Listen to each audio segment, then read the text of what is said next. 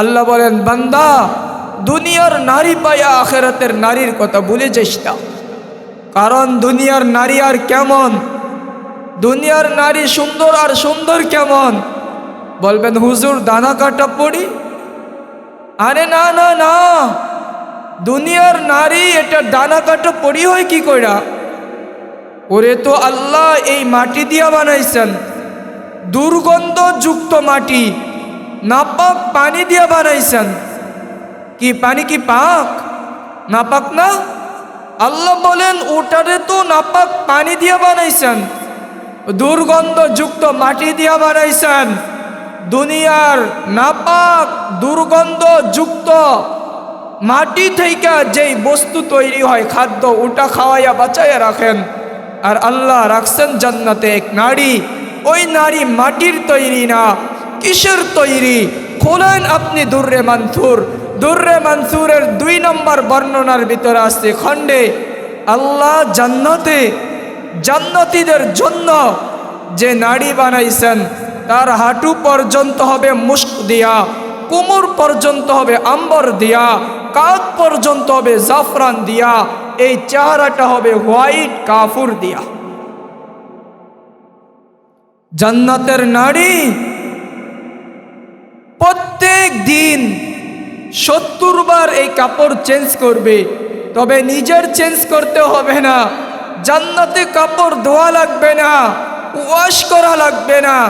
ও 70 বার আল্লাহ নিজে আলবাসা হুমুল্লাহ, আল্লাহ নিজে কুদরতি দিয়া তাকে 70 বার কাপড় পরাইয়া দিবে, আল্লাহ পরাইয়া দিবে। সুন্দর কেমন হবে? তা আল্লাহর রসুল বলেন, লাউ কাশাফা সাকাইহি লাগাবাদাউ উশ-শামস, যদি পায়ের গোছাটা দুনিয়ার মানুষের সামনে প্রকাশ করে দিত, লাগাবাদাউ উশ-শামস, পায়ের গোছার আলোতে পুরো দুনিয়া আলোকহীন হয়ে যাইত। আর যদি একটা চুল দুনিয়াতে ছাইড়া দিত, সূর্য চিরদিনের জন্য আলোকে ব্লিন করে দিত। আর যদি লাউ মাজাগফি সাবাতি আবুর রাসর আসবাগ, 7 সমুদ্রে থুতু দিতে দেরি, 7 সমুদ্রের পানি মিষ্টি হইতে দেরি না। লাউ তাকাল্লাম, আর যদি কোনো জিন্দার সাথে কথা বলতো, জিন্দা তার কথার মজা পায়া কলজা ফাইটা মারা যাইত। আর মুর্দার সাথে যদি কথা বলতো, মুর্দা তার কথার মজার কারণে জিন্দা হয়ে দাঁড়ায় যাইত। রাইখা দিছে আল্লাহ ওই নারী। মুখের ভিতরে দুর্গন্ধ থাকবে না, দাঁত কখনো ব্রাশ করতে হবে না। দুনিয়ার নারী ওটা কেমন নারী? মুখের ভিতরে দুর্গন্ধ, যদি দাঁত ব্রাশ না করে, মেসওয়াক না করে, মুখ থেকে দুর্গন্ধ বের হয়। যদি গোসল না করে তো শরীর থেকে দুর্গন্ধ বের হয়। যদি কাপড় চোপড় ভালো করে না ধোয়, দেখতে বিশ্রী দেখা যায়। চোখ থেকে কেতুর বের হয়, নাক থেকে শ্লেষা বের হয়, মুখ থেকে কফ বের হয়। শুধু চেহারাটাই দেখি, চেহারাটা একটা সময় এমন হয়, এমন হয়ে যায়, একটা সময় আসে এই সৌন্দর্যর, এই সুন্দর চেহারাটা বড়তে বড়তে বড়তে বড়তে মাকড়সার জালের মতো হয়ে যায়। সুনু পাউডার দিয়েও এটাকে সুন্দর রাখা যায় না। সত্য তো? সত্য তো? আল্লাহর রসুল বলেন, বুখারী শরীফের 2 নম্বর খণ্ডের বর্ণনা, আবওয়াবু সিফাতিল জান্নাহ ওয়া আবওয়াবিহা, এই অধ্যায়ের ভিতরে আছে। আল্লাহর রসুল বলেন, জান্নাতের যেই নারী হবে, লা ইয়াবুলুন ওয়ালা ইয়াতাগাওয়াতুন ওয়ালা ইয়ামতাখিতুন, তারা পেশাব করবে না, তাদের পায়খানা করা লাগবে না, নাকে শ্লেষা থাকবে না, মুখে কফ থাকবে না, চোখের ভিতরে কেতুর হবে না। তো সাহাবা প্রশ্ন করছে, ক্বালু ফামা বালুত তুআম, রসুল যদি এমনই না হয়, খাবারের কি হবে? খাবে ওগুলো কি হবে? রসুল বলেন আল জুসা। আল্লাহর রসুল বলেন, খাদ্যের কথা বললে সময় যখন হবে, এরা একটা ডেকুর দিবে, ডেকুর ডেকুর দিতে দেরি, এক ডেকুরে পেটের ভিতরে যত খাদ্য ছিল সমস্ত খাদ্য মুহূর্তে হজম হয়ে যাবে, মুহূর্তে হজম হয়ে যাবে। এখন ডেকুরে তো প্রকার আছে, আমরা দুনিয়াতে ডেকুর দেই, ডেকুর থেকে দুর্গন্ধ বের হয়, চুকা ডেকুর আসে তো। আল্লাহর রসুল বলেন, শোনো, তার মুখ থেকে যে ডেকুর দিবে এই ডেকুরে কোনো দুর্গন্ধ আসবে না, চুকা লাগবে না, কি বের হবে? আর রিহ, আল্লাহর রসুল বলেন মুখ থেকে মেশক অম্বরের সুগরান বের হবে, মেশক অম্বরের সুগরান। শুধু এতটুকুই না, এতটুকুই না, আল্লাহর রসুল বলেন, শোনো শোনো, জান্নাতি যখন জান্নাতে যাবে একটা পর্বে এমন আসবে ওর মনে পড়বে দুনিয়ার পচা নাচ গানের কথা মনে পড়বে। তখন তার মাথার কাছে দুই হুর, তার পায়ের কাছে দুই হুর, এরা তাকে জিজ্ঞাসা করবে, আল্লাহর ওলি, তোমার কি দুনিয়ার পচা নাচ গানের কথা মনে পড়লো? সে বলবে, মনে তো চায় দেখতে, মনে তো চায় শুনতে, দুনিয়াতে কত মানুষই তো দেখলো, আমরা তো নাচ গান দেখলাম না। দুনিয়াতে কত মানুষই তো গান শুনলো, আমরা তো গান না শুই না।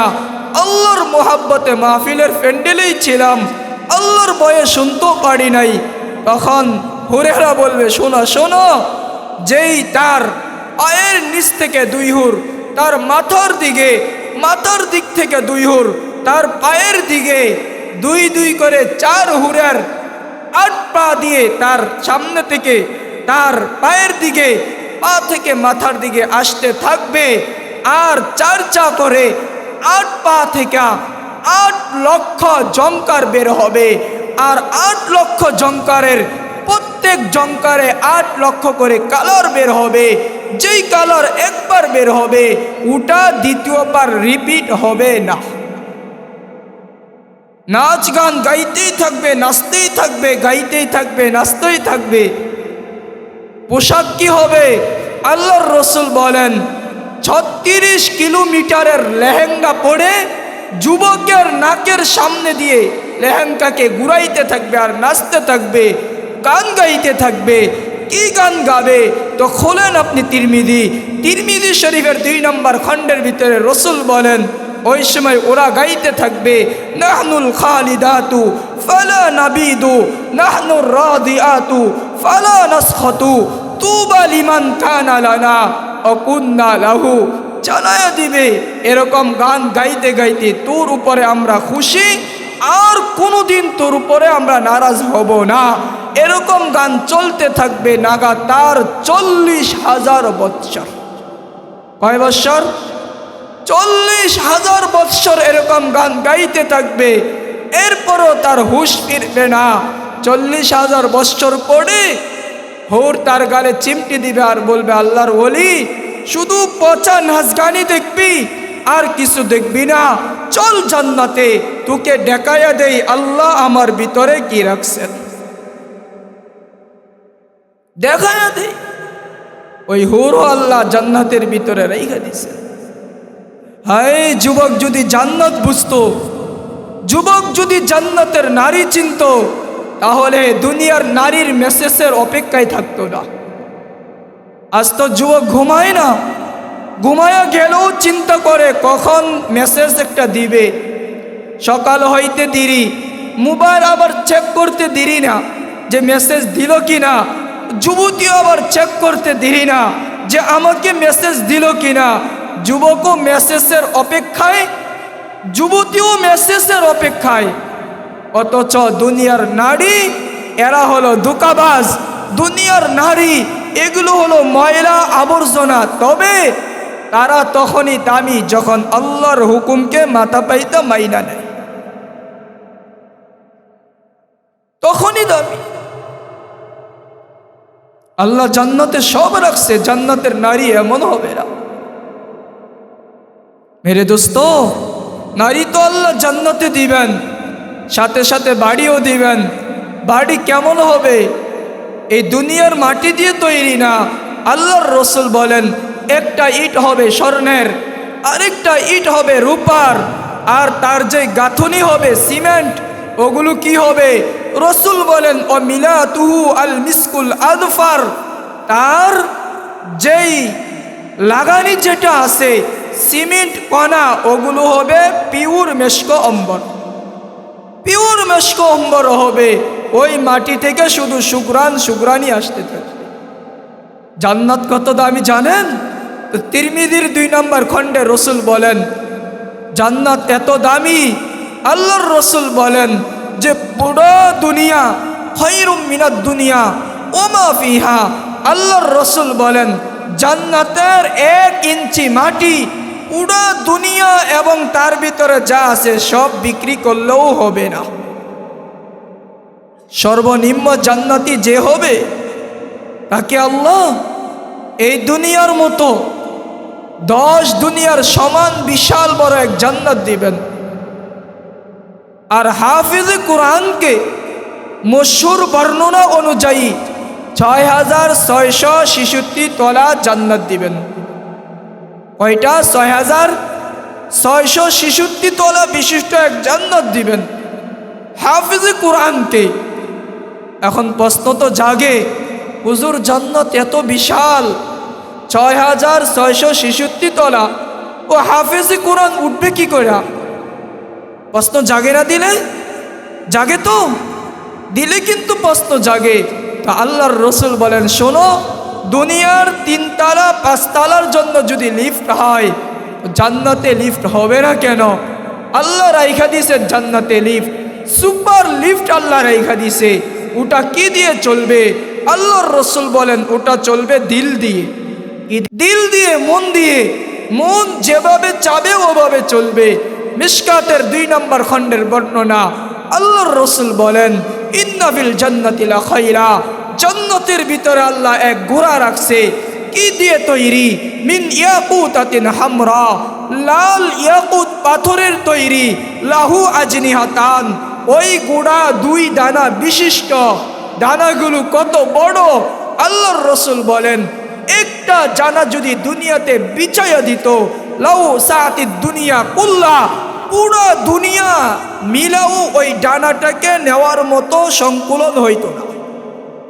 এত বিশাল বড় ডানা, 2 ডানা বিশিষ্ট জান্নাতে এক ঘোড়া রাখছে। ইয়াসিরুর রাকিব হাইতু শাআত, জান্নাতে যখন উপরের তলায় উঠতে চাবে, তার দিল শুধু এতটুকু বলবে আমি 2য় তলা, 3য় তলা, 6000 তলা, 500 তলা। দিলে আসতে দেরি, ওই ঘোড়া বলবে আমার উপরে উঠেন। ও ঘোড়ার উপরে উঠা যাবে। ঘোড়া মুহূর্তের মাঝে উঠতে উঠতে উড়া ওই জান্নাতে তাকে পৌঁছাইয়া দিবে। ওই জান্নাতে আল্লাহ পৌঁছাইয়া দিবে। মেরে দোস্ত, ওই জান্নাতে সব রাখছে আল্লাহ। হ্যাঁ, জান্নাতে আল্লাহ ফলও রাখছে। এক ফল রাখছে, আজ দুনিয়ার কাঠের গাছের আম রূপালি দেখলে যদি জিহ্বায় পানি চলে আসে, আপনি কি ভাবেন? ওই জান্নাতের গাছের আম তো আর কাঠের গাছে হবে না, ওটা হবে স্বর্ণের গাছের আম। ওই আম রূপালি দেখলে জিহ্বার কি অবস্থা হবে ভাবেন? কি অবস্থা হবে? স্বর্ণের গাছের আম রূপালি হবে, দেখতে দেরি, জিহ্বার ভিতরে পানি আসতে দেরি হবে না। আমগুলো কেমন হবে? জান্নাতের ফল কেমন হবে? খোলেন আপনি কোরআন, আল্লাহর কোরআনের ভিতরে আল্লাহ বলেন দুনিয়ার ফল যেমন, দুনিয়ার আম যেমন, জান্নাতের আমও তেমন। জান্নাতের আমও তেমন। জান্নাতি যখন আম দেখবে মনে মনে ভাববে ওটা তো দুনিয়াতেই খাইছি, ওটা আর কি, ওটা তো দুনিয়াতেই খাইছি। তখন আম গাছ থেকে ফল বলতে থাকবে আল্লাহর ওলি আতাকুলুন ইয়া ওলি আল্লাহ, আল্লাহর ওলি জান্নাতে শুধু ঘুরবে আমাকে খাবে না? তখন সে বলবে আরে তোরে তো দুনিয়াতেই খাইছি, দুনিয়াতে আম তো কম খাই নাই, আপেল তো কম খাই নাই, কমলা তো কম খাই নাই, এখন আর কি খাবো? তখন বলবে আল্লাহর ওলি সামনে আস, আস আস, সামনে সামনে আইসা দেখ। তো মনে একটু চাবে, চাইতে দেরি, আম গাছ থেকে নিজে জুইলা তার মুখের সামনে আইসা পড়বে। আসতে দেরি তার চোখের পর্দা খুলবে, তাকাইয়েই দেখবে ওই গাছের ভিতরে 70 রকমের কালার, 70 রকমের কালার, 70 রকমের রং। এরপরে ভাববো দুনিয়াতে তো রং ছিল একটা, এখন যে 70।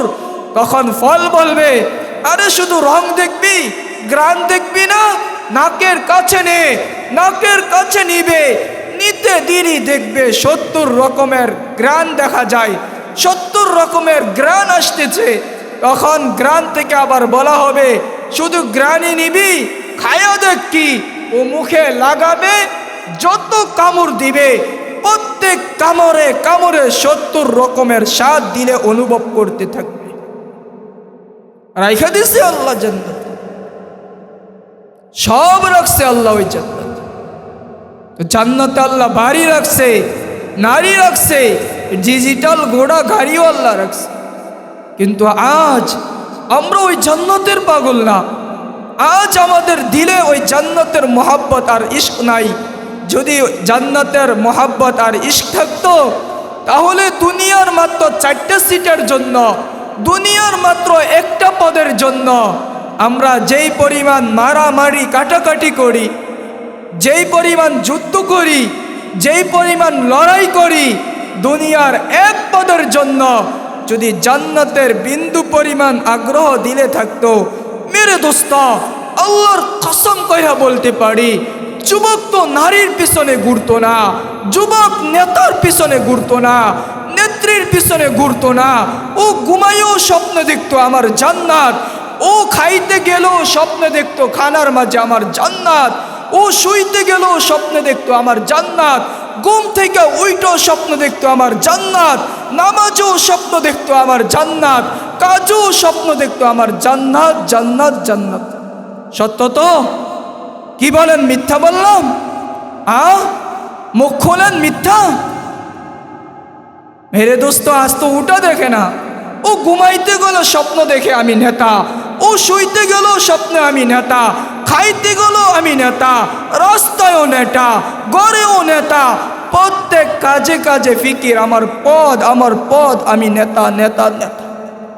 বাস্তব না?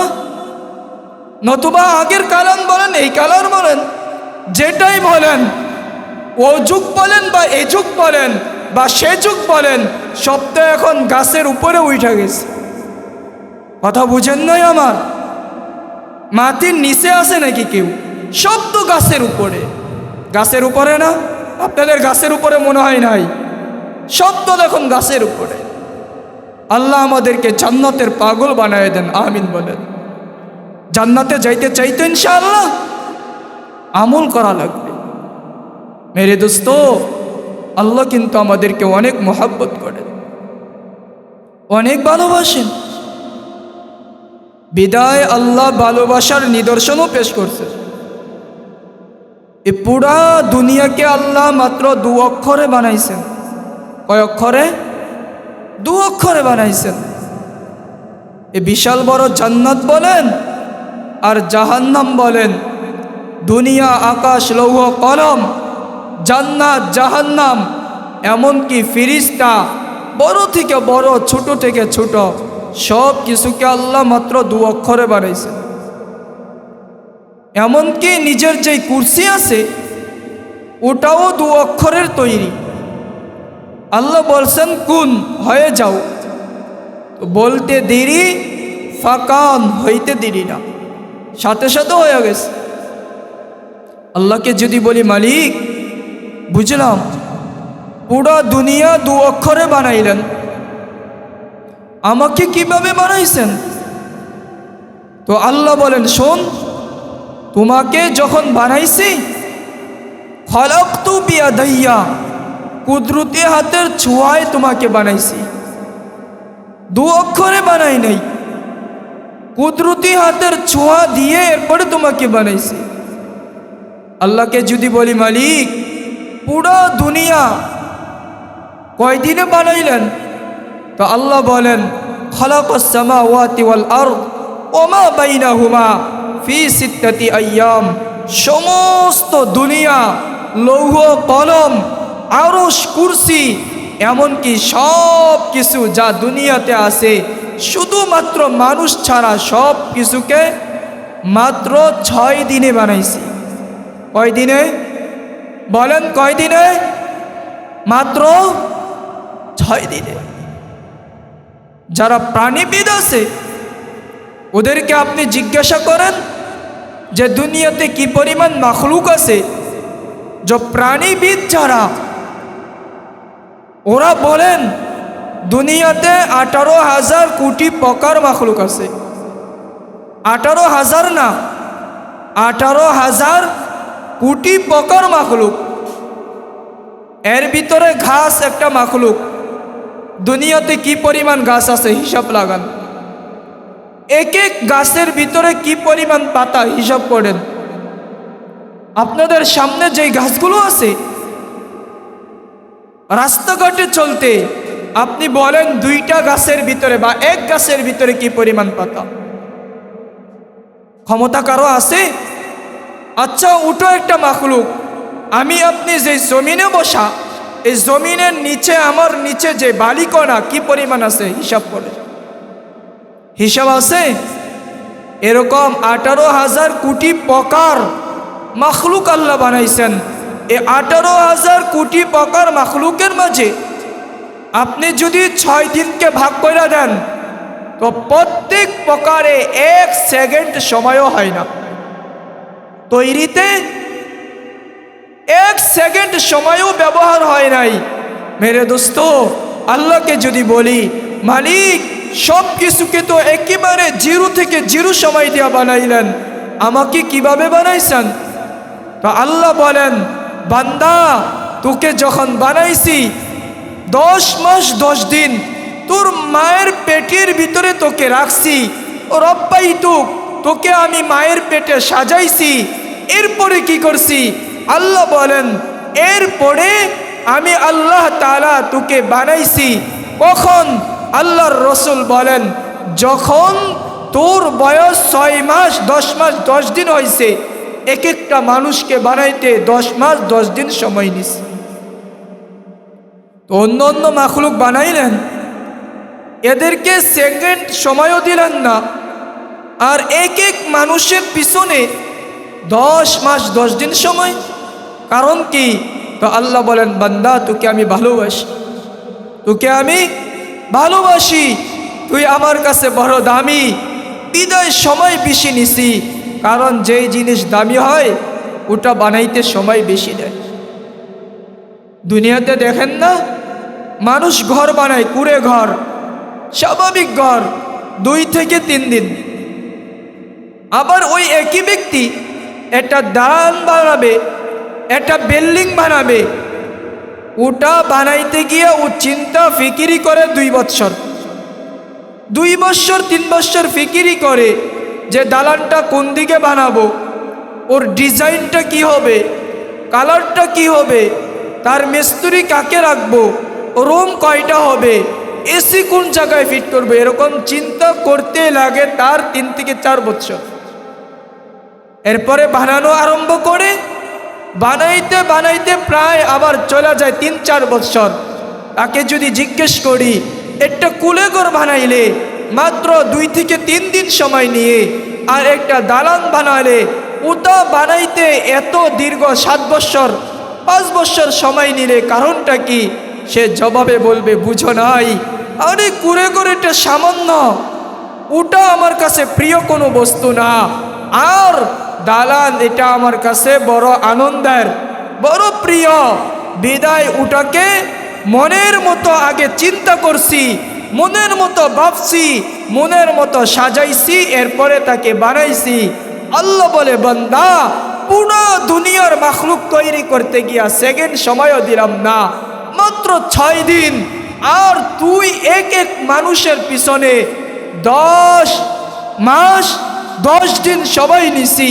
বান্দা প্রথমে তোর ব্যাপারে আমি আল্লাহ ভাবছি, এরপরে তোকে মনের মতো সাজাইছি, চোখের জায়গায় চোখ, নাকের জায়গায় নাক, কানের জায়গায় কান ফিট করছি, এরপরে বাড়াইছি, আর ঘোষণা কইরা দিছি ওয়ালাকাদ কাররামনা আলা বনি আদম, বনি আদম তুই সর্বশ্রেষ্ঠ, তোর চাইতে দামি দুনিয়াতে আমার কাছে কেউ নাই, তোর চাইতে দামি আমার কাছে কেউ নাই। এরপরে আল্লাহ যে আমাদেরকে ভালোবাসেন এর নিদর্শন আল্লাহ আবার পেশ করতেছেন।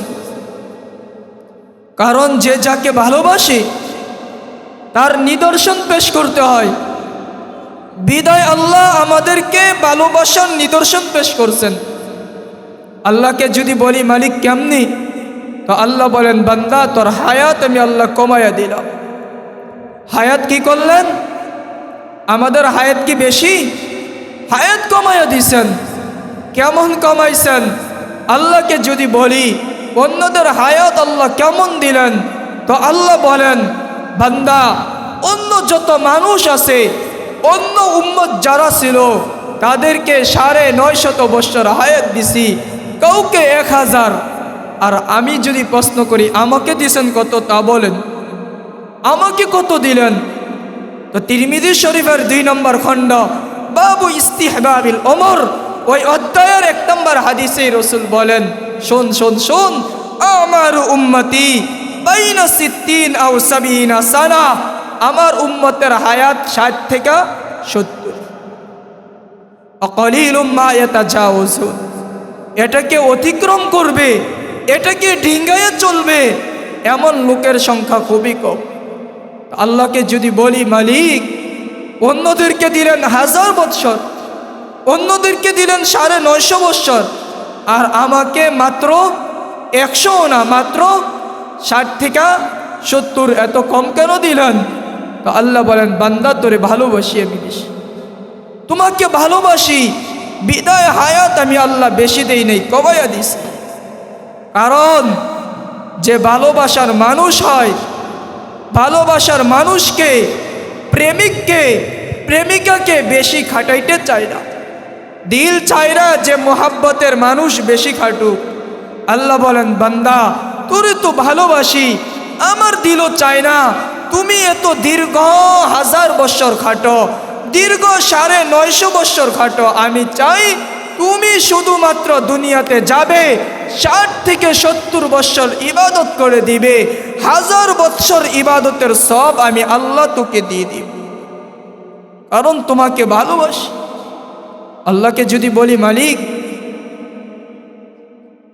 আল্লাহকে যদি বলি মালিক আমাকে 1000 বছর দিলেন না, এত কম দিলেন, আমার নেকির কি হবে? আমার নেকির কি হবে? আমার সবের কি অবস্থা? তো আল্লাহর রসুল সাল্লাল্লাহু আলাইহি ওয়াসাল্লামের মাধ্যমে আল্লাহ বলেন শোন শোন শোন, তোমার হায়াত কম কিন্তু তোমার বেনিফিট বেশি। কেন? কারণ তুমি আমার কাছে দামি। দুনিয়াতে দেখেন না, একজন রিক্সা চালক সকাল থেকে রাত পর্যন্ত বৃষ্টিতে ভিজে রৌদ্রে পড়ে, মাস শেষে তার বেতন, তার মুনাফা মাস শেষে 20,000, সর্বোচ্চ 25,000। আরেকজন 10টা বাজে অফিসের ভিতরে ঢুকে মাত্র 2 থেকে 3 ঘন্টা সময় দেয়, এসি ভিতরে থাকে, আরামের ভিতরে থাকে, মাস শেষে তার বেতন 60,000। যদি প্রশ্ন করি একজন তো সারাদিন খাটলো, রৌদ্রে পুড়লো, বৃষ্টিতে ভিজলো, তার বেতন মাস শেষে 25, আরেকজন 2-3 ঘন্টা সময় দিল, তাও আরামের ভিতরে দিল, তার বেতন এত বেশি কেন?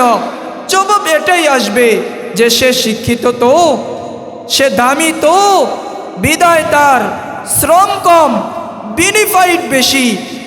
আর ও মূর্খ, বিদায় তার দাম কম, তার বেনিফিটটাও কম। আল্লাহ বলে বান্দা তুমি আমার কাছে দামি, বিদায় তোমার শ্রম কম হইতে পারে, বেনিফিট কম না। তো কেমন বেনিফিট? আল্লাহর রসুল বলেন বুখারী শরীফের 1 নম্বর খণ্ড, বুখারী 32 পাড়া 2 নম্বর পাড়ার ভিতরে রসুল বলে দিছেন যে এই উম্মত নামাজ পড়বে মাত্র 5 ওয়াক্ত, সব পাবে 50 ওয়াক্তের। শুধু এতটুকুই না, বুখারীর 2 নম্বর খণ্ডে আপনি যান, 2 নম্বর খণ্ডের ভিতরে হাদিসে আছে আল্লাহর রসুল আলাইহিস সালাম বলেন, শোনো শোনো, অন্য উম্মত 950 বছর ইবাদত কইরা যে সওয়াব পাইছে, আল্লাহ আমার উম্মতকে একটা রাত দিছে, লাইলাতুল কদর খায়রুম মিন আলফি শাহর। এক রাত্র ইবাদত করবে 1000 রাত্র ইবাদত করার চাইতে সব বেশি দিবেন কে? কে দিবেন বেশি? আল্লাহ বলেন, বান্দা তুই এত হায়াত নিয়ে করবে কি? হায়াত যদি বেশি হয় খাটতে হবে বেশি, বিদায় হায়াত কম দিলাম, তুই খাটবি কম, কিন্তু বেনিফিটের বেলা অন্যদের চাইতে বেশি, কারণ তুই আমার কাছে দাবি। মেরে দোস্ত, আল্লাহ আমাদেরকে অনেক ভালোবাসেন, বিদায় ভালোবাসার প্রমাণ আল্লাহ আরো দিছেন। আল্লাহ বলেন, শোন শোন শোন বান্দা, তোকে যে আমি 60-70 দিলাম, আল্লাহ যেন ভাবতেছিলেন তাও যেন বান্দার জন্য বেশি, বিদায় আল্লাহ 3 পর্বে আবার এটাকেও কমাইয়া দিছেন। 3 পর্বে আল্লাহর রসুল বলেন, আল্লাহ বলেন, এটা হাদিসে কুদসি, আল্লাহ বলেন, শোন শোন, রুফিয়াল কলম আনিস সবি হাত্তা ইয়াবলুগ। আল্লাহ তাআলার রসুল বলেন, আল্লাহ বলেন, বান্দা তুমি যেদিন দুনিয়াতে আসছো ওই দিন থেকে নিয়া 12 বৎসর পর্যন্ত, বালেগ হওয়া আগ পর্যন্ত কলম তোমার পক্ষে চলতে পারে, তোমার বিপক্ষে চলবে না। 12 বৎসর পর্যন্ত তোমার গুনাহ সব মাফ, হিসাব খেয়াল রাখবেন। এরপরে আবার আল্লাহর যেন ভাবতেছিলেন 12 কমাইলাম মাত্র 60 থেকে, তাও তো বেশি হয়ে গেল। তো আল্লাহ তাআলা বলেন, শোন, রুফিয়াল কলম আনিন নাইম হাত্তা ইয়াস্তাইকিদ। তুমি যতক্ষণ ঘুমন্ত থাকবে অতক্ষণ পর্যন্ত তোমার থেকে কলম উঠানো, কলম তোমার পক্ষে চলবে, বিপক্ষে চলবে না।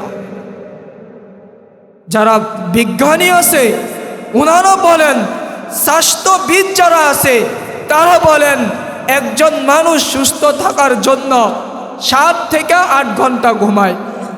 তা আপনি 60 বছরের হিসাব লাগান, 7 থেকে 8 ঘন্টা করে যদি সময় আপনি বিয়োগ দিতে থাকেন, এদিক দিয়ে আপনি আরো 10 বছর কমিয়ে ফেলেন, ওদিকটা গেল 12, এদিকটা গেল 10, 12 আর 10 হলো কত?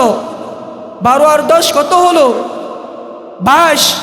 60 থেকে 22 আপনি বিয়োগ দেন, থাকে কত? 60 থেকে 22 গেলে আর কয় থাকে? হ্যাঁ, 60 থেকে 22 গেলে কয় থাকে? 38। আল্লাহ বলে, বান্দা তুমি শুধুমাত্র 38 বছর ইবাদত করো, আর করার দরকার নাই। এই 38 বছরে আমি আল্লাহ তোমাকে 1000 বছর ইবাদত করার সব দিয়ে দিব, কারণ আমি আল্লাহ তোমাকে অনেক ভালোবাসি। এরপরে আল্লাহ বলেন, শোন, এত কিছুর পরেও যদি তোমার ভুল ত্রুটি কিছু রয়েই যায়, আল্লাহ বলেন, ওয়াফু আন কাসীর। বান্দা তোর কিছু গুনাহ, কিছু অপরাধ আমি আল্লাহ এমনিতেই তোকে না জানায়া, এমনকি ফেরেশতাদেরকে না জানায়া মাফ করে দিই। আল্লাহকে যদি বলি, মালিক আমাকে মাত্র আপনি কুদরতি হাতের ছোঁয়াই দিলেন, ছোঁয়াই বানালেন, বানাইতে গিয়া সময় বেশি নিলেন, হায়াত কম দিলেন, 3 পর্বে মাফ করে দিলেন, এত কিছু করলেন তো করলেন কেন? আল্লাহ জবাবে বলেন, বান্দা কারণ আর কিচ্ছু না, কারণ একটা, কুনলি, তুই আমার জন্য হয়ে যা, আমি আল্লাহর জন্য হয়ে যা, আমি সব তোরে দিলাম, শুধুমাত্র তুই আমার জন্য হ। আল্লাহকে যদি বলি হইলে কি হবে? আল্লাহ বলেন, ফা কুল্লা, তুই আমার জন্য হবি, আমি আল্লাহ তোর জন্য হয়ে যাব। এক বর্ণনায় আছে, মাল্লাহুল মাওলা ফালাহুল কুল, আর যার জন্য আল্লাহ হবে পুরা দুনিয়া আল্লাহ তার জন্য বানায়া দিবে, পুরা দুনিয়া তার জন্য হবে। বিধায় দুনিয়ার মাখলুক তার বিন্দু পরিমাণ ক্ষতি করতে পারবে না। শাইখে সন্দীপী রহমতুল্লাহ আলাইহি হযরত বলতেন, শোনো, হুসাইন আহমদ মাদানী রহমতুল্লাহ আলাইহি নওয়ারাল্লাহু মারকাদা, ওনার রওয়ায়াতকে নকল করে বলতেন, তুমি যদি তোমার রবকে মানো, তাহলে পুরা দুনিয়া তোমাকে মানবে, পুরা দুনিয়া। এই কারণেই উজানির কারি ইব্রাহিম সাহেব রহমতুল্লাহ আলাই যেদিন উজানিতে আসছিলেন মদিনা থেকে, আসার পরে উজানির যেই জায়গায় মসজিদ মাদ্রাসা ওটা বিশাল বড় জঙ্গল ছিল। আজও আপনি মাহফিল ছাড়া যান, উজানির এলাকা দেখবেন জঙ্গল জঙ্গল জঙ্গল, মানুষ বসবাস করার উপযোগী না। আমাদের মতো এত সুন্দর পরিবেশ ওদের নেই। কিন্তু এই উজানির এলাকায় যেদিন হজরত পা রাখছিলেন, পা রাখাই ওখানে আসছেন ওই জঙ্গলে।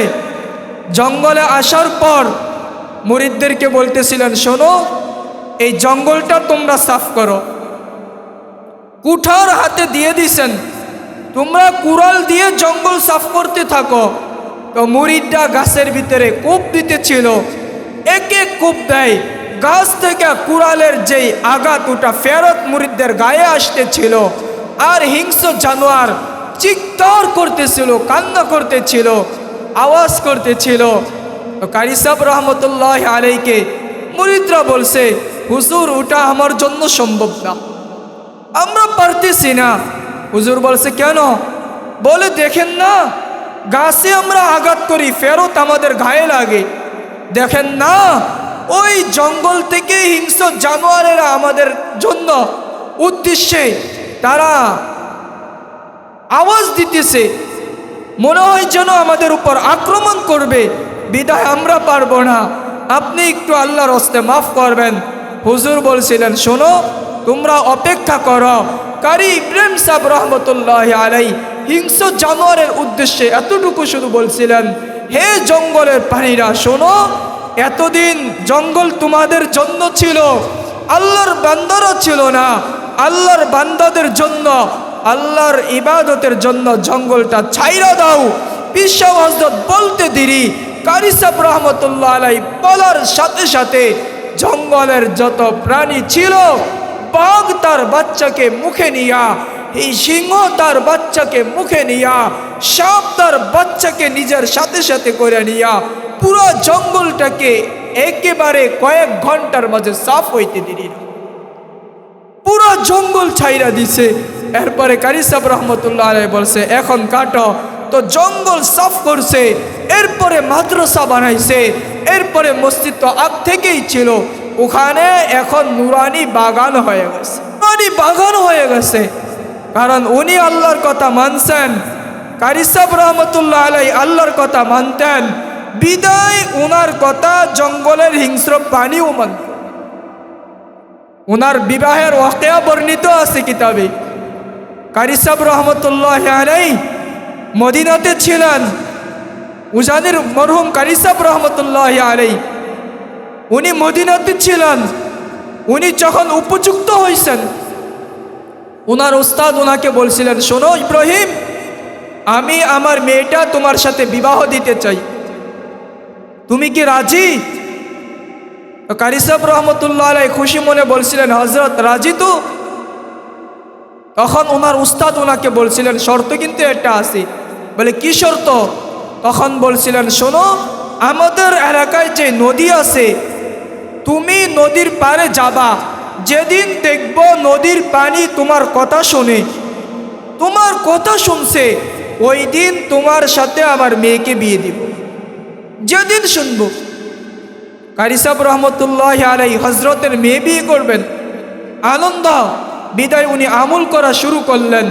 প্রতিদিন বিকালবেলা নদীর পাড়ে যাইতেন আর আল্লাহ আল্লাহ আল্লাহ আল্লাহ জিকির করতেন।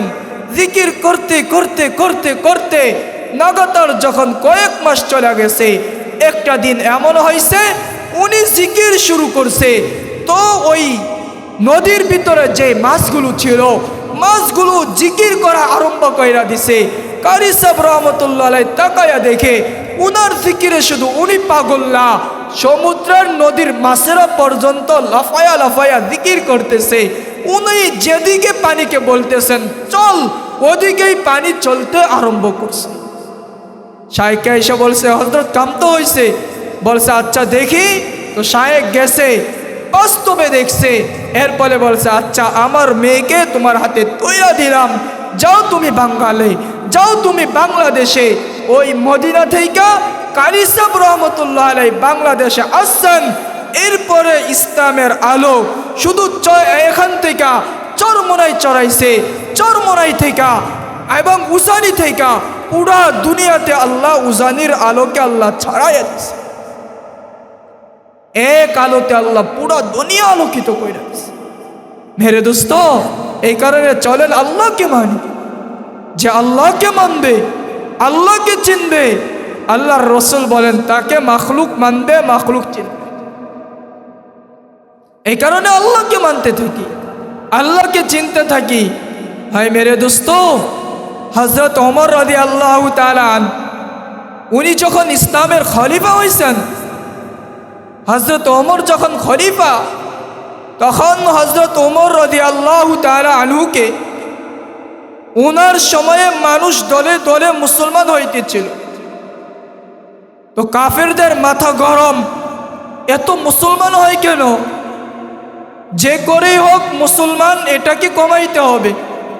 যেমন এখন সারাদিকে ইসলামের জোয়ার চলতেছে, ইসলামের উলামায়ে কেরাম সবাই ঐক্যমত হয়েছে, একজোট হয়ে গেছে, ইসলামের জোয়ার চলতেছে। বিদায় আমরা ভাই ভাই, আমরাই আমাদের মাঝে চরমোনাই জামাত, আমরা সবাই চাই ইসলামকে কায়েম করতে। বিএনপি বলেন ওনারাও চায় ইসলামকে কায়েম করতে, ওনারাও ইসলামের পক্ষেই কাজ করতে চায়। কিন্তু আফসোস তো মেরে দোস্ত, এ জায়গায় আমাদের মাঝে ভিন্ন দেশীয় শত্রু আমাদের মাঝে একজোট হওয়াটাকে প্রতিবন্ধকতা তৈরি করতেছে। সত্য তো, সত্য তো। আমাদের মাঝে ঝগড়া লাগায় দিছে। নতুবা জামাতের লোকেরা বাঙ্গাল জিন্দা শাহজালাল শাহেখে চরমোনার চেহারাকে বিকৃত করবে কেন? অথবা শাহেখে চরমোনার লোকেরাই বা কেন বিএনপিকে দোষারোপ করবে, কেন জামাতকে দোষারোপ করবে? দোষারোপ করার তো কারণ ছিল না। নিজেদের ভিতরে ফাটল তৈরি করার ষড়যন্ত্র চলতেছে। হযরত ওমরের জামানায় যখন কাফেররা দেখছে ইসলামের জয় জয় অবস্থা, তো ইসলামকে কলুষিত করার জন্য তারা চেষ্টা করলো কি করা যায়। বলে ওমরকে মেরে ফেলো। কেমনে মারবে? এক লোককে বলছে তুমি পারবে? বীর বাহাদুর দাঁড়ায় বলছে হ্যাঁ আমি পারব। আচ্ছা যাও, যাও মেরে ফেলো। তো বীর বাহাদুর খবর নিছে ওমর কই থাকে। তো লোকজন বলছে শোনো, আমাদের খলিফা ওমর ও গাছতলার মাঝে নিজের হাতটাকে গালের নিচে রাইখা বালিশ বানায়া, হাতকে বালিশ বানায়া অর্ধ জাহানের খলিফা ওমর ঘুমায়, হাতকে বালিশ বানায়া। আর শোনো, ওর পাশে কোনো সিকিউরিটি নাই, কোনো সিআইডি নাই, কোনো পুলিশ নাই, কোনো ওসি নাই, কোনো ডিসি নাই, কিচ্ছু নাই, এমনিতেই ঘুমায়। ওই পালোয়ান ভাবছে তাহলে তো সহজেই মারাটা, ও চলে গেছে তরবারি নিয়া ওমরকে মারবে। তো যাইতে যাইতে জায়গা মতো চইলা গিয়ে দেখে ওমর সত্যি একেবারে সাধারণ কাপড় পয়রা জঙ্গলের মাঝে হাতকে বালিশ বানায়া ঘুমায় আছে, নির্ধারসে ঘুমাইতেছে, কোনো চিন্তা নেই, কেউ পাহারাদার নাই। ও খুশি হয়েছে, কাজ হয়ে গেল। ওমরকে যদি মারতে পারি, কল্লাটা যদি নিতে পারি, তাহলে আমাকে রুমের বাদশা পুরস্কার দিবে। বিদায় তরবারি নিয়ে সামনে যাইতেছিল, সামনে যাইতে দেরি, আবার সামনে থেকে পিছনে বাঁকতে দেরি না, কারণ সামনে তাকাইয়াই দেখে বিশাল বড় ভাগ হযরত ওমরকে চারদিক দিয়া পাহারা দিতেছে। কে পাহারা দিতেছে? মানুষ না, না না, ওনাকে বাঘে পাহারা দিতেছিল। হযরত ওমর রাদিয়াল্লাহু তাআলা আনহুকে বাঘে পাহারা দেয়। ও যখন ভাগকে দেখছে, পিছনে দৌড় দিছে, ওর হাতের যেই নতুন তরবারি ছিল মাটিতে পড়ছে, মাটিতে পইরা পাথরের সাথে ঘর্ষণ তৈরি হয়েছে, আওয়াজে ওমরের ঘুম ভাইগা গেছে। হযরত ওমর ঘুম থেকে উইঠা দেখে যে ওই নৌজওয়ান ও পিছনের দিকে দৌড়াইতেছে। হযরত ওমর বলছে ভাই দৌড়াও কেন? একটু দাঁড়াও, ও ধর। হযরত ওমর বলছে তোমাকে নিরাপত্তা দেওয়া হলো, দাঁড়াও, কিচ্ছু বলবো না। তখন হযরত ওমর বলছে কেন আসছিলে? ওই নৌজওয়ান বলতেছিল খলিফা আপনাকে হত্যা করার জন্যই তো আসছিলাম, রোম সম্রাট আমাকে পাঠাইছে। হযরত ওমর বলছে কি পাইলে? মাদা ওয়াজাত্তা, তুমি কি পাইলে? তখন ওই নৌজওয়ান বলতেছিল ওমর আমি আর কিচ্ছু পাই নাই, এতটুকুই পাইছি যে আল্লাহর জন্য হয়ে যায়, তার জন্য দুনিয়ার মানুষ থাক বা না থাক, পুরো দুনিয়া একদিকে চলে গেলেও তার জন্য যদি আল্লাহ থাকে পুরা দুনিয়াকে আল্লাহ তার পক্ষে করায়া দেয়, এমনকি ভাগ তার পাহারাদার হয়ে যায়। কে পাহারাদার হয়? ভাগ হয়ে যায়। মেরে দোস্ত, এই কারণে চলেন এই ছোট্ট জীবনটা আল্লাহর জন্য করে, ছোট্ট জীবনে আল্লাহর জন্য হয়, কারণ এই জীবনটা এভাবেই কাটে যাবে, এভাবেই কাটে যাবে। আমি আপনি যতই বলি, যতই চাই বা না চাই, কাইটেই যাবে, ওটাকে রাখা যাবে না, ওটাকে রাখার মতো সময়ও আমাদের নেই। এই কারণে আল্লাহ বারবার বলেন যুবক লা ইখতাররুকা শাবাবুক, তোর যৌবন যেন তোমাকে ধোঁকায় ফেলে না দেয়। ফাইন্নাকা গায়রা মুখাল্লাদ, কারণ এই জমিনে তুমি চিরঞ্জীব না, এই জমিন তোমার আপন কিচ্ছু না। আমি আপনি যাদেরকে আপন ভাবি এরা কেউ আমাদের আপন না। হায়, এক ঘটনা আজও আমার মনে পড়ে, এক ঘটনা আজও আমাকে কাঁদায়। যখন মাদ্রাসায় পড়তাম, ঢাকা যাত্রাবাড়ি যখন পড়তাম, রাত প্রায় 12:30 বাজে এক লোক আসছে, আয়সা দরজার ভিতরে খটখটাইতেছিল। তো হুজুর দরজা খোলা দিছে। দরজা খোলার পরে জিজ্ঞাসা করছে সাহেব এত রাত্রে আসলেন কেন? তখন বলতেছিল হুজুর বাবা নাই, বাবা নাই। কি হয়েছে? বলে বাবা মারা গেছে। কি করতে হবে? বলে হুজুর বাবার জানাজা পড়াতে হবে, বাবার লাশটা দাফন কাফনের কাজ সম্পূর্ণ করতে হবে। হুজুর বলতেছিল এত রাত, রাত বাজে 12টা, তার কাফনের ব্যবস্থা, কবরের ব্যবস্থা, দাফনের ব্যবস্থা কি করে করব? এখন সম্ভব না, যান সকালে। বারবার রিকোয়েস্ট করতেছিল হুজুর দেখেন না, হুজুর বলতেছিল এখন সম্ভব না, সকালে। তো ছেলে বাড়িতে চলে গেছে। ওই ব্যক্তির 7 তলা বিল্ডিং আছে, আজও আছে। আমি দেখাইয়া দিতে পারি আপনাকে, কিন্তু দিব না। দেখাইতে পারি আমি আপনাকে, আজও সামনে চোখের সামনে বাইসা উঠে ওই বিল্ডিং। 7 তলা বিল্ডিং এর মালিক। ছেলে বাড়িতে গেছে, গিয়ে বলতেছিল মা ভাই হুজুর বলছে জানাজা সকালে, তো কি করার? বলছে তো লাশটা এখানেই থাক। তখন মা বলতেছিল, বিবি বলতেছিল না না না, আমার ঘরে না, লাশটাকে তোমাদের কারো ঘরে রাখো। সন্তানটা বলতেছিল মা সারাটা জীবন তো বাবা তোমার সাথেই ছিল, সারাটা জীবন বাবা তোমাকে সারা ঘুমাইতে দেখি নাই, তুমি বাবাকে ছাড়া কখনো ঘুমাইতে না, তুমি কোথাও গেলে বাবা একা থাকতো না, বাবা একা থাকলে তুমি একা থাকতে না, দুইজন তো সারাটা জীবন একসাথেই ছিলে, মল্ল তো তোমার ঘরে, আজকে শুধুমাত্র একটা রাতের জন্য রাখো না। মা বলতেছিল আমার ভয় লাগে। কি লাগে? কি লাগে? মা বলতেছিল আমার ঢল লাগে, ভয় লাগে, তোমাদের কারো ঘরে রাখো, কারণ সারা জীবন তো আমি রাখছি, তোমরা একটা রাতের জন্য রাখো না। তো বড় ছেলেকে বলছে তোর ঘরে?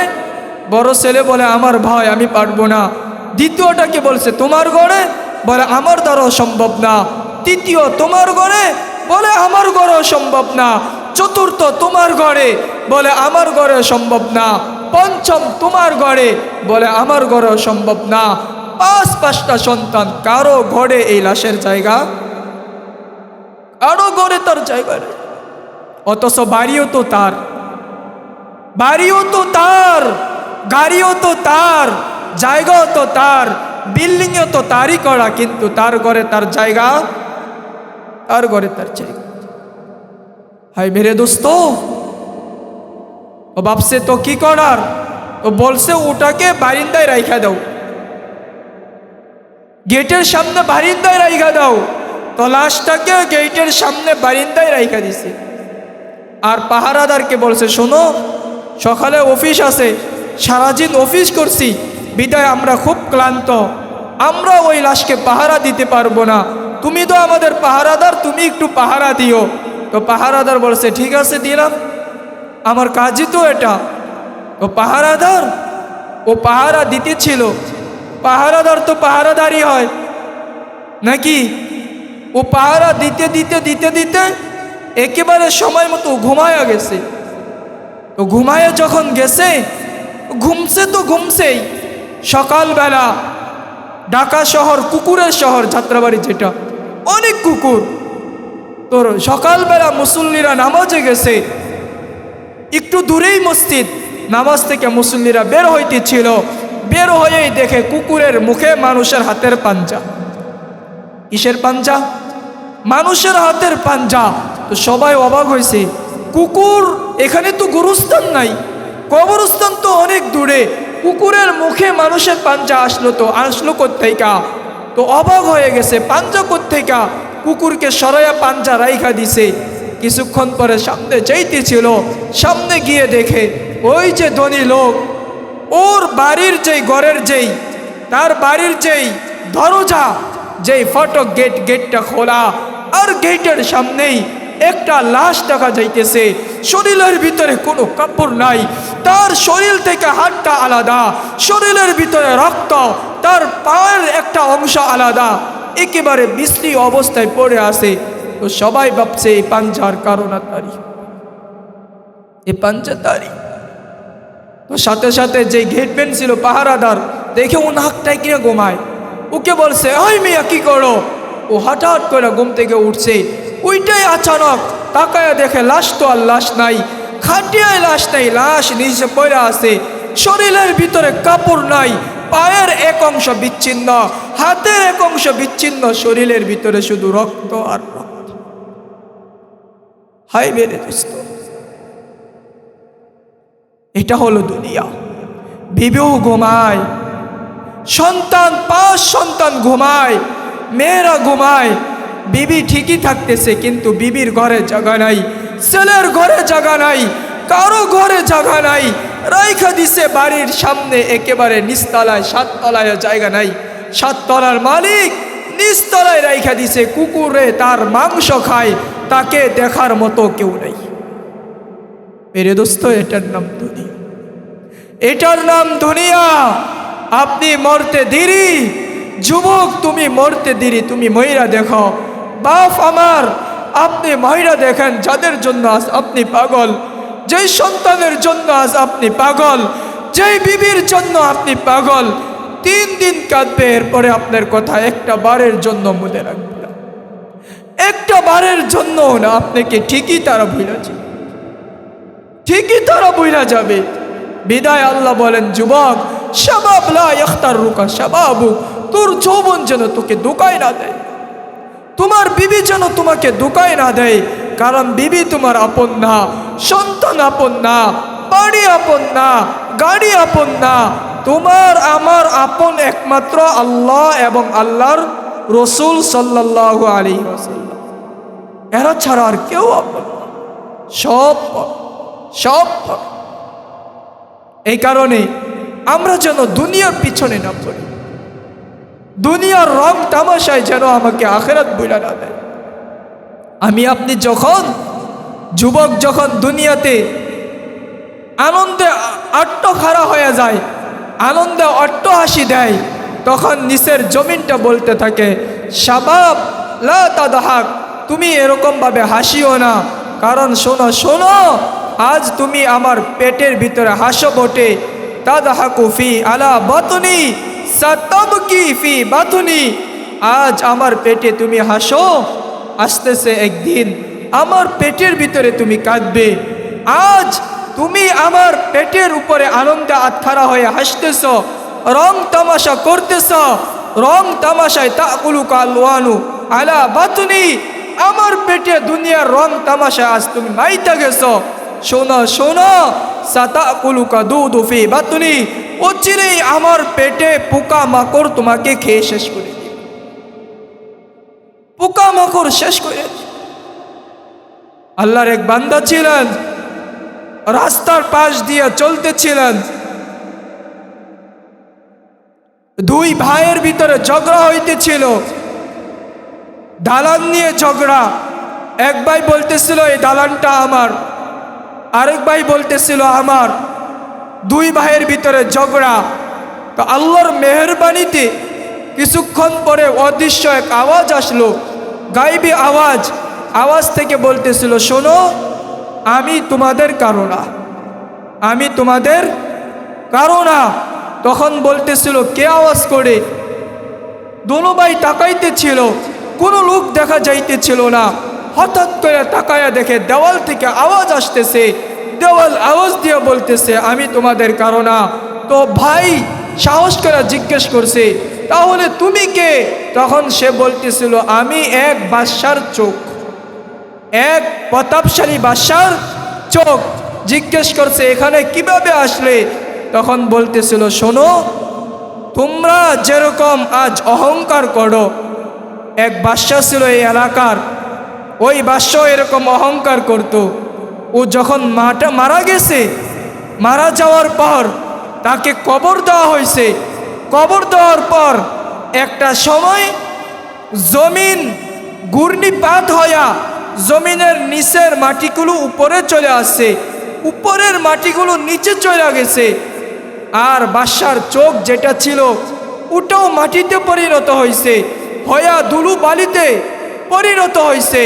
ধুলোবালি হওয়ার পর ওই কবরস্থানের পাশেই ছিল এক ইটার কারখানা, ইট বানানোর ফ্যাক্টরি।